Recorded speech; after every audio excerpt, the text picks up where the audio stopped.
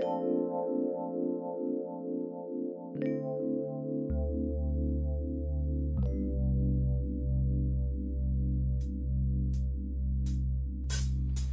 autism awareness angel, making sure my wings protected different, the stranger than. I'm an autism awareness angel. It's good, cause I'm cool with the unique behavior. I'm an autism awareness angel. Will you accept me? Cause I accept you.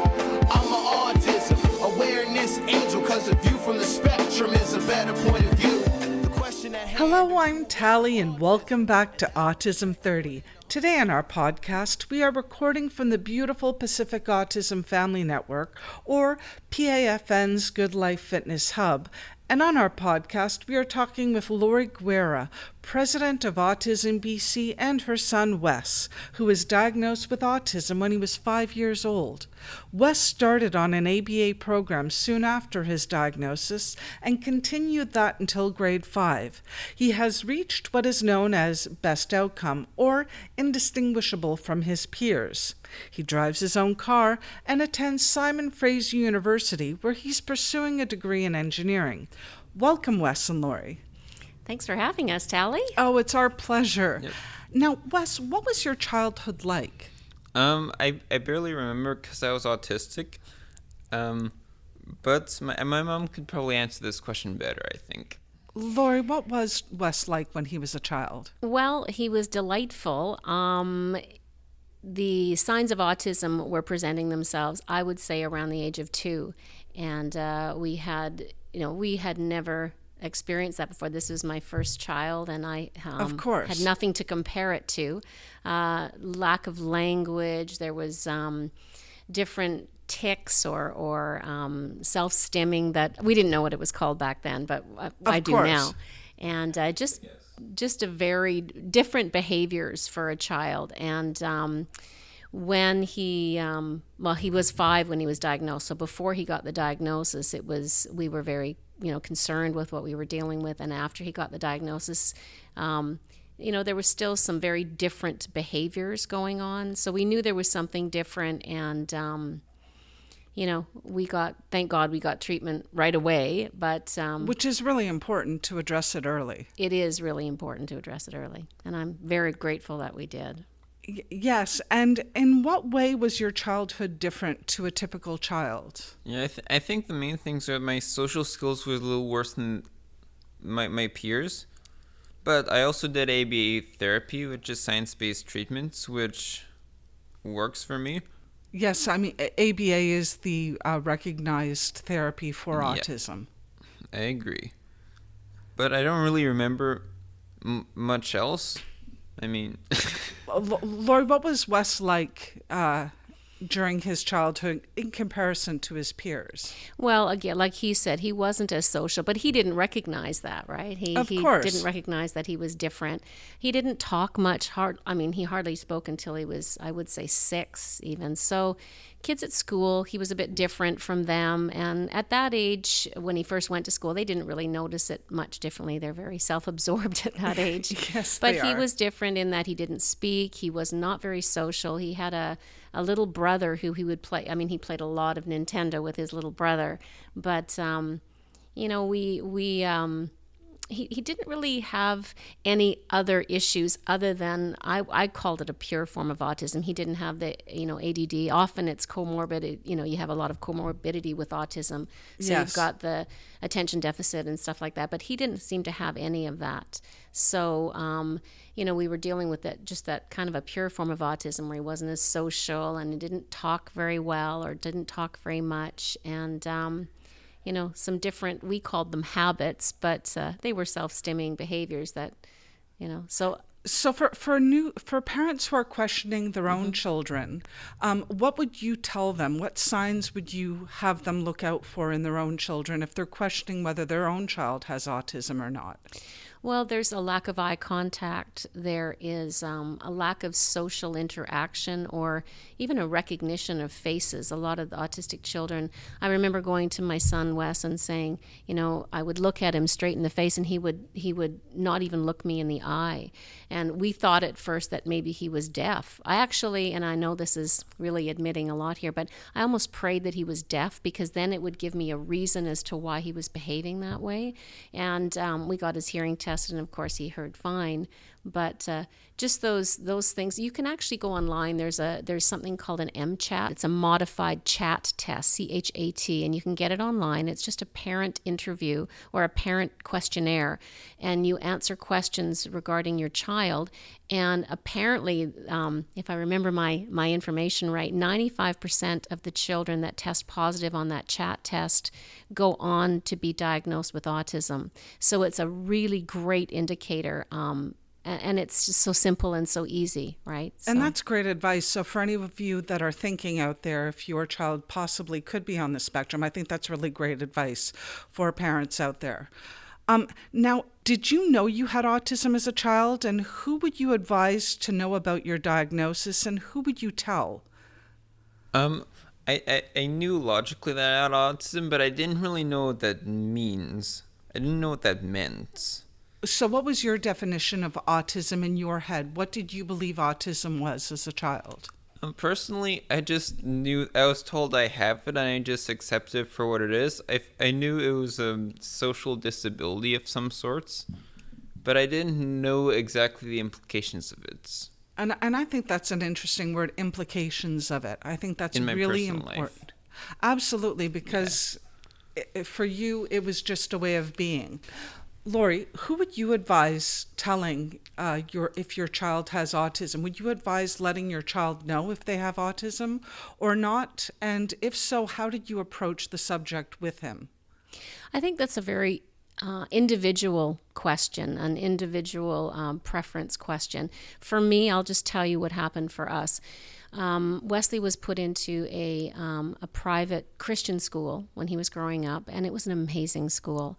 And there wasn't a lot of difference known when he first went into the school. He went from kindergarten to grade 12.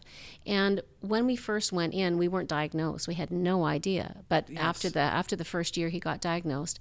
And what we had is every beginning of every year, we would have a parent-teacher just an introductory session at the beginning of the year. And I thought, it's really important for those parents to understand that my son has autism, and so that they wouldn't be afraid of it, so that if other kids wanted to have questions answered, they wouldn't all be, ooh, I don't want to ask about that question, or think that somebody was going to be offended by it.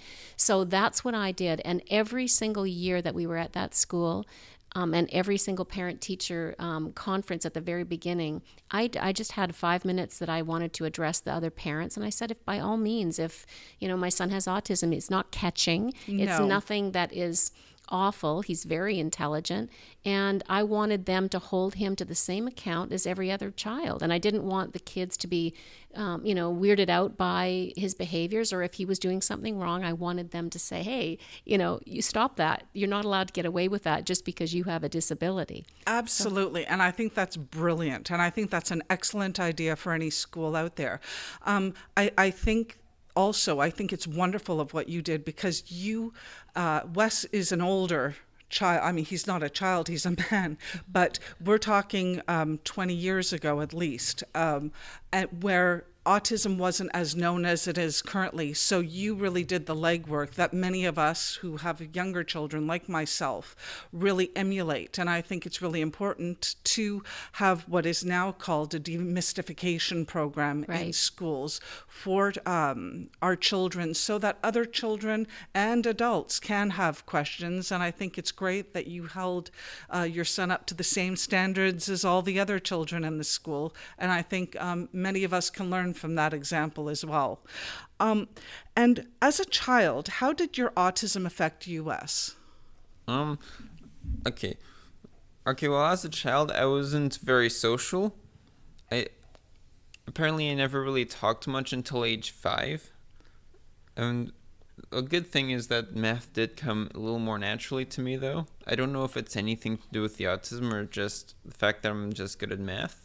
Well, I'm sure your math skills are far more advanced at way back when than mine is currently. So, which is wonderful in the sense Yeah. that to have a cognitive ability in mathematics, many of us, even at my old age, I'm sure don't have the same finesse that you did. Yeah. And in what other ways did, in your head or in your belief, did autism affect you As a child, as a child? I mean, I wasn't able to be social. That's the reason for my not being very social as a child. But So as a child, did you want to be social? yes, I got more interest in being social later on in my childhood when I was a teenager. Absolutely. But I mean, I didn't have that many friends because of that. And I think that's really important to note in the sense that just because people have autism and they may lack the social skills to be social Yeah. doesn't mean that they don't want to interact and they don't want to be social. They're just missing the knowledge of how to do. Like, I'm sure I would love to do calculus. Unfortunately, I lack that skill, which I'm sure that skill comes rather easy to Easy you. for me. Oh, It comes with engineering too. yes, something that I admire you. I was going to say, I Yes. think that once West recognized that he wanted to have friends and maybe didn't have the skills to do that, we did work that in social skills programming with his consultant. But at that point, you could almost see the insecurity starting to develop as soon as you Yes. recognize that you're maybe a bit different. So why don't you speak to that, Wes? Yes, I forget which age I start. I don't know which age I started to feel insecure, but it was definitely probably around when I was a preteen, maybe, I don't know, 10, 11, 12 or whatever. Is that right, Mom? I think so. I think that's probably when you started. I know you had expressed that a little bit, and it was not, you started noticing that you were a bit different. Before that, I don't even know if you realized that you were very different at all. Yeah, that's probably true, but I wouldn't know I was autistic Yeah. at the time. What were some of the challenges that you faced growing up? Growing up, well, it was hard to make friends, but I mean, I got better at it, and I eventually succeeded a lot more. I succeed a lot more right now than I used to.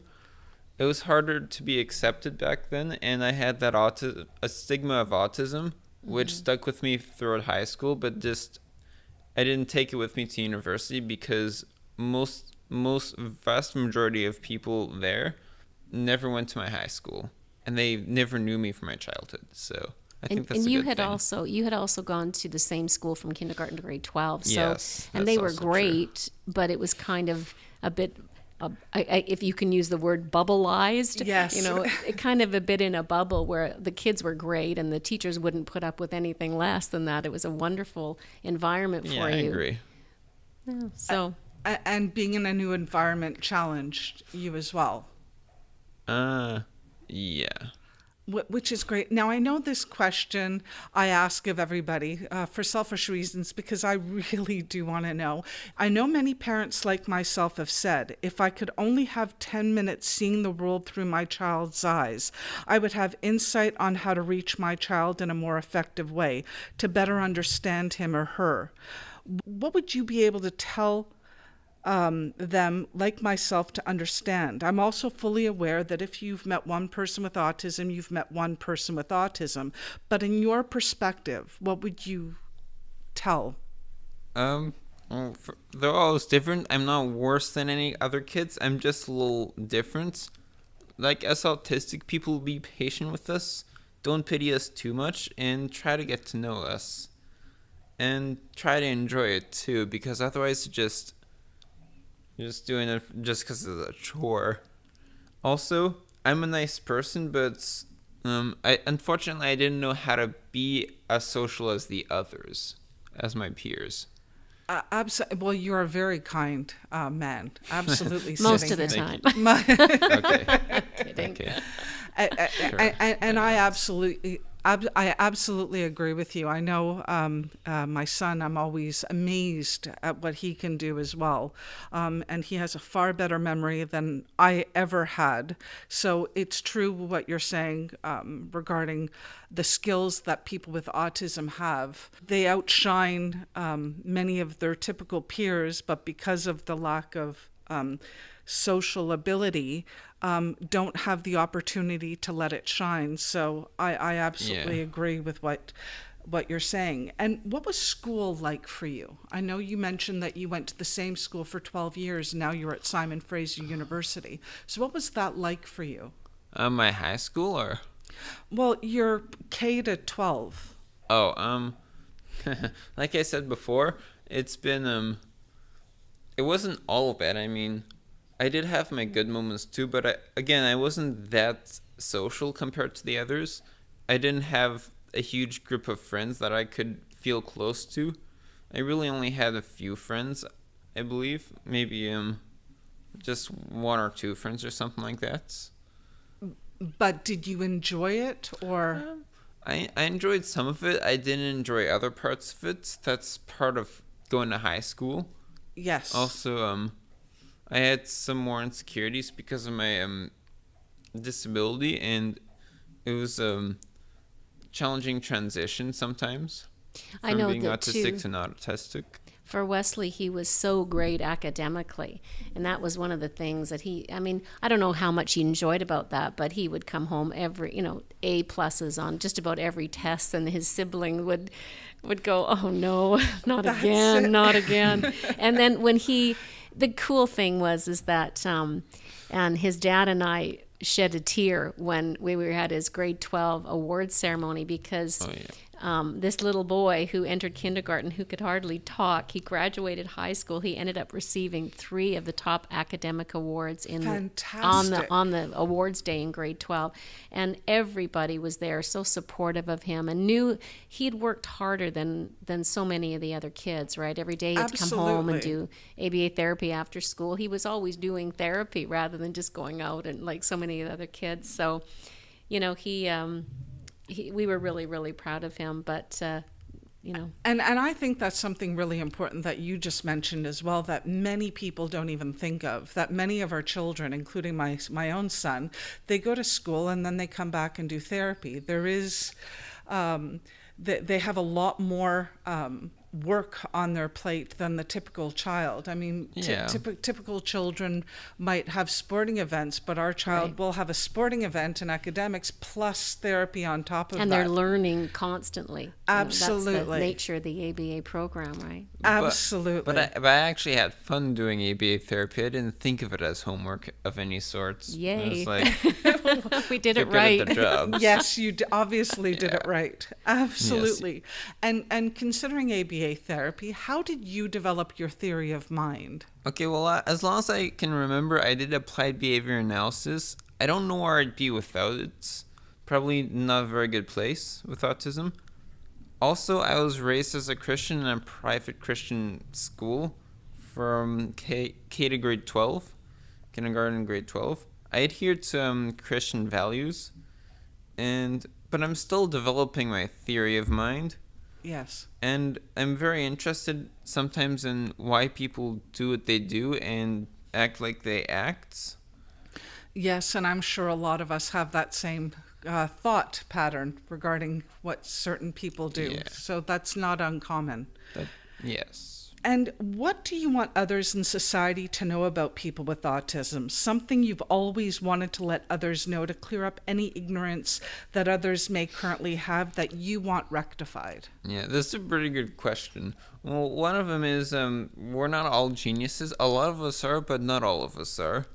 Like, I actually worked hard to get where I am. It didn't just appear like magic. Yes. Also, we are people, not just autistic. Like, so we have feelings, we can be hurt, we can love others, we can find things funny, and again, don't pity us too much. No, I completely agree. And I think all those points that you mentioned are absolutely valid. And I think everybody really should take note of exactly what you said, Yeah. that just because somebody might not show emotion on their face doesn't mean that they don't feel it inside as well, which I think is really, really important. I think for parents too that are just dealing with the ins and outs of autism, that what Wes said about not pitying them, or I would say almost like don't feel sorry for them. When you do that, you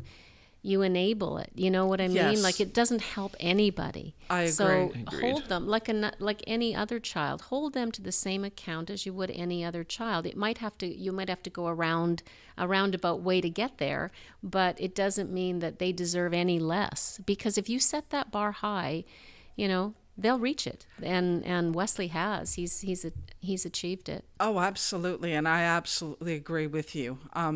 When I used to teach, I used to often say, children will always reach your expectations, whether that be low or high. You set it and children will match it up. So I absolutely agree with that. And what do you love about having autism? And if you could get rid of your diagnosis, would you? I don't know, like autism. I mean, I've already gotten rid of my diagnosis, and I would do it again if I got to choose what I would do with my diagnosis. Yeah. Absolutely. So for those parents listening out there, he doesn't, quote unquote, have autism anymore. He wouldn't be diagnosed today with autism. That's he wouldn't it. meet the criteria that you have to have an autism diagnosis. And he did. And it's, we think it's, I know his dad and I always prayed but you got to do the work along with you do everything you can, but you got to do the work. And we did, and we're very, very grateful that we did. And not every child is going to reach that best outcome that does go through a treatment program, but at least they're going to reach their full potential. They'll reach where they can reach. And, Absolutely. And that's what I want. That's what every parent wants for their child, no matter who they are. You want to know what? Couldn't have said it any better myself. And what do you hope for others with autism and the autism community? What would you like to see in the future, and what societal improvements would you like to see?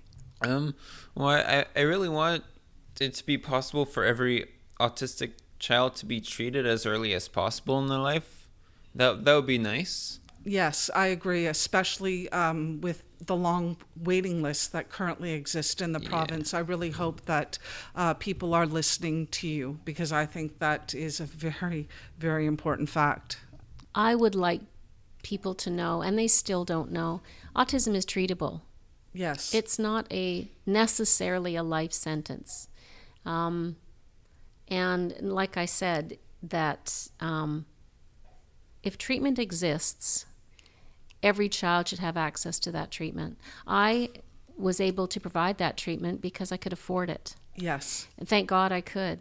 But I'll tell you, I didn't even realize that it was available. And when I found out, I would have moved heaven and earth for this boy when he was a little boy. Absolutely. I would have given my arm, I would have anything. Yes. So as soon as I heard that treatment was available, I grabbed on like a pit bull, and I went and I thought, I can do this, and I can get this. And I researched it. I had to research that treatment. I had to pay for the treatment. We have to ship in consultants from the U.S., and we shared that with other families. If there's a will, there's a way. And the sad part is that not every family can afford that. Now in BC, we do fund partial amounts of treatment, but a proper treatment program costs anywhere about $60,000 a year. Yes. But the outcomes of that prove to be so effective, and so it's a way better outlook for these children that are experiencing it. And like I said, they might not all reach the best outcome, but we need to get that out there, that there's hope. Absolutely. And I think you mentioned a really good point as well. Autism therapy is expensive. And I believe currently the funding given to us by the British Columbia government in between 0 and 5 or 0 0 and to 6, 6. that's correct, is 22,000. 22, yeah. 22,000. So one can imagine that the rest of that money is out of personal expense. Right. So when people do have an autism diagnosis, they also have to consider the financial implications to their families if they want adequate treatment for their child. Right. Which I think many people out there aren't aware of those facts, especially families of typical children who don't have these issues to consider. And can you please inform our audience about some of the absurd beliefs and statements that you've heard others say about autism? Well, I think it's absurd to believe that all autistic people are geniuses. And it's even more absurd, definitely, to believe that autism is a gift. Like, we have to work at things like everyone else. Yes. And I would never ever give autism to anyone because it's a disability, not a blessing. Okay, thank you. And Laurie, what about you? Well, I would think the same way. When we were diagnosed, we were devastated. I mean, I'm a very strong woman, and I could hit Yes. tears right now just remembering back to that time. Yes. And it was nothing that you would wish on your worst enemy. It was so devastating as a family, and it was nothing that we would have ever wanted. So autism is a gift. I think you can make anything out to be, you can learn from it and grow from it and be very, very grateful. And I know I didn't spend too much time wondering why we had Yes. this. I spent time figuring out, what are we going to do about it now? And that's where I went forward with it. And I have, I'm very, very blessed and very grateful in the outcome that we have had.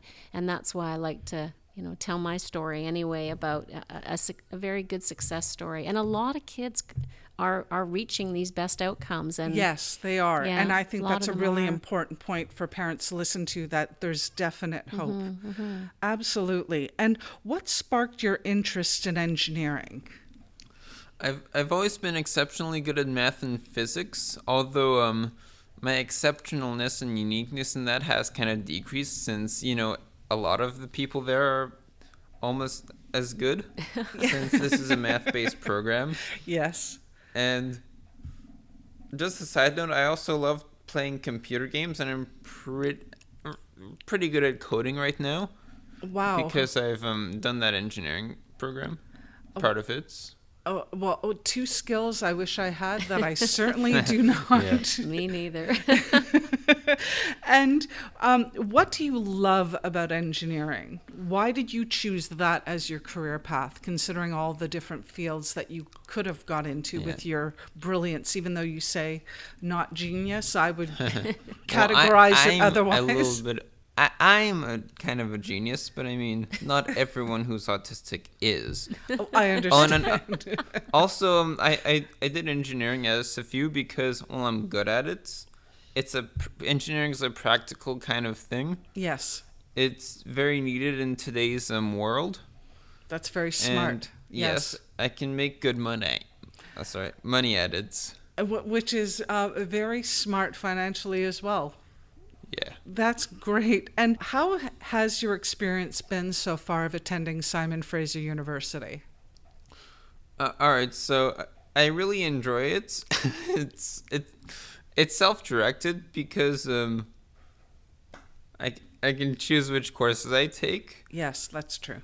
and my parents though don't know how to help me with my homework because it's too advanced. It's not just the high school stuff you can easily Google necessarily.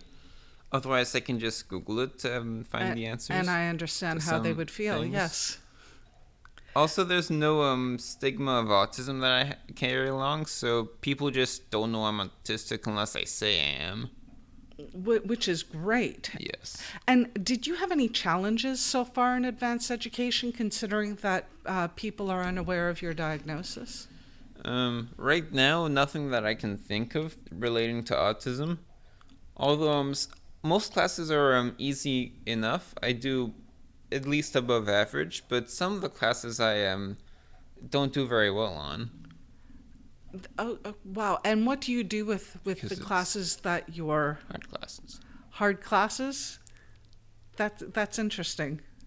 And you're successfully working at even though you say some of the classes are difficult, you say you're successfully working at university and plan on obtaining a job upon graduation in your field. What would you like to say to those who are unsure about hiring someone with autism? Okay, well, I don't see myself as autistic anymore, so it would be hard for me to answer that question. But personally, I don't think I'll ever be a social butterfly. Yes. I don't think I'll be a social butterfly, but I don't know how. I don't think that would be very important for me to be a social butterfly in most jobs in my engineering type of thing and that type of stuff. No, It's probably not that important in most cases. No, and I remember what Dr. Neil deGrasse Tyson said, the astrophysicist, said Yes. that when he learnt about autism, he looked around his office because in the field of astronomy, you don't necessarily need the skills to be a social butterfly.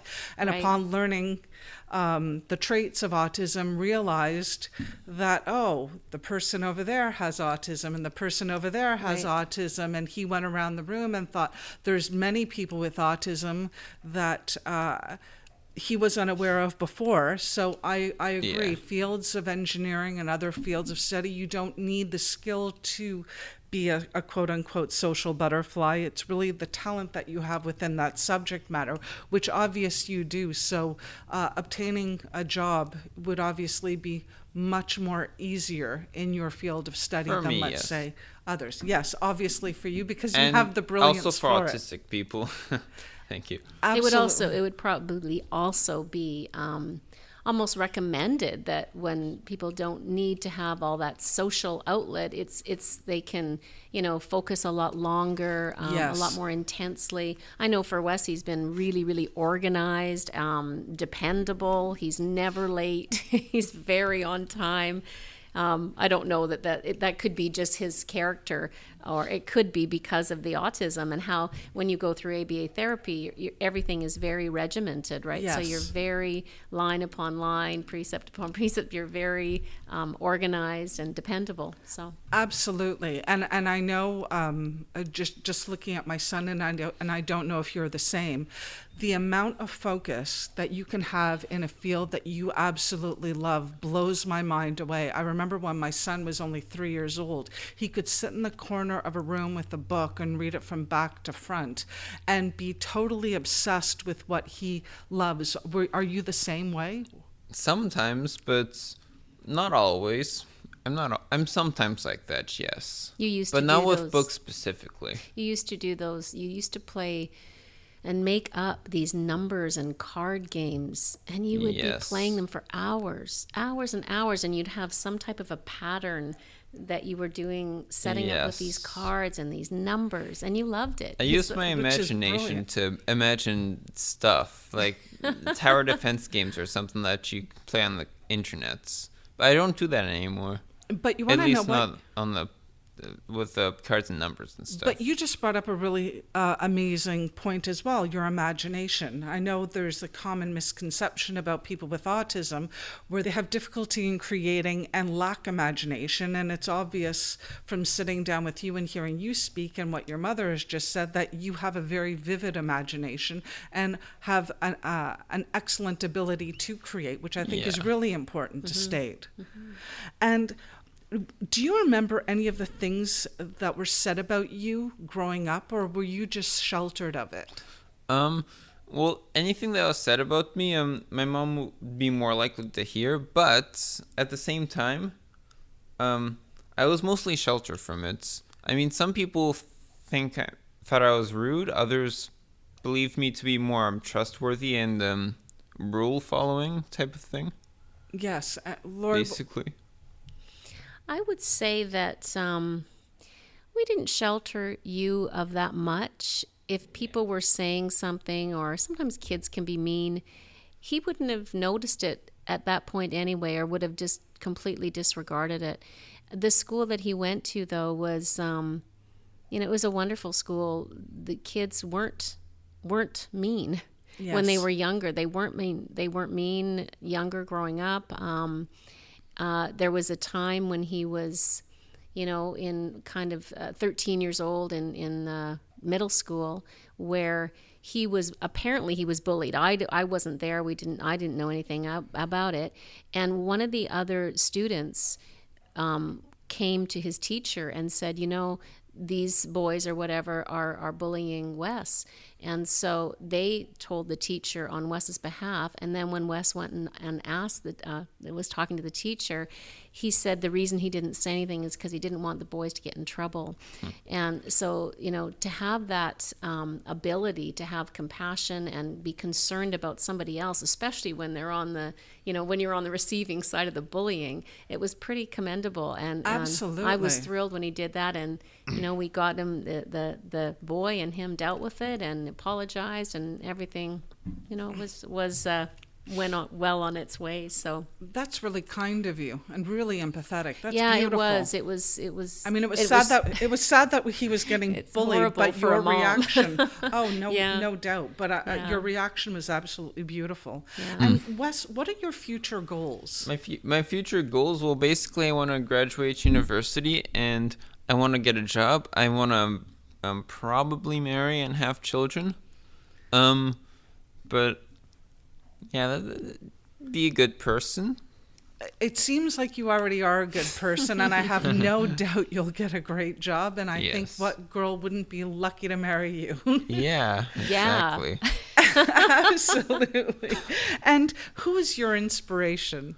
I don't have any particular inspiration, but I mean, family and friends, I guess, mostly would be my inspiration, like my parents, mom and dad, Absolutely. my brother, that type of stuff. Well, I think family that's really supportive of you, and those people are your inspiration. I think you've made a really good choice. Yes. And are there any final thoughts that you'd like to tell our audience that we've missed that you really want to say? Okay, well, autism, it doesn't have to be a life sentence. There is treatment, and where there's treatment, there's also hope for success. And that's beautiful. Yeah. And finally, what would you like the world to know about autism? People with autism cannot treat themselves. They need help to achieve their potential. Excellent. So for those of you out there that are thinking, should I get my child tested, or should I go for a diagnosis, and are afraid of the label, think of the lack of help that you're not offering your child by doing that. And you've heard it out of a grown man's mouth that they can't do it on their own. They really need your help and support. So to get your child diagnosed early and to offer that support early and help you can receive best outcome or indistinguishable, because Wes is proof here that he is no longer diagnosed with autism. And I just want to say it's been an absolute privilege having the two of you here today. And I know when I saw you a while ago when I asked you to be part of this podcast, I think that parents out there listening could really benefit, and the hope that you offer families out there, I'm sure will be invaluable, and I know it has been to me. So thank you, the two of you, for coming and being interviewed by us today. Thanks for having us, Tally. Thank you. You're very welcome. I want to thank you, our Autism 30 audience, for joining us today. And if you're listening to us on iTunes, don't forget to click and write a review. And don't forget to subscribe to our monthly newsletter by going to our webpage at autism30.com and going to the bottom of that page and clicking the word subscribe. Once again, this is Tally telling you to live in love. Hey yo, I'm an autism awareness angel, making sure my wings protect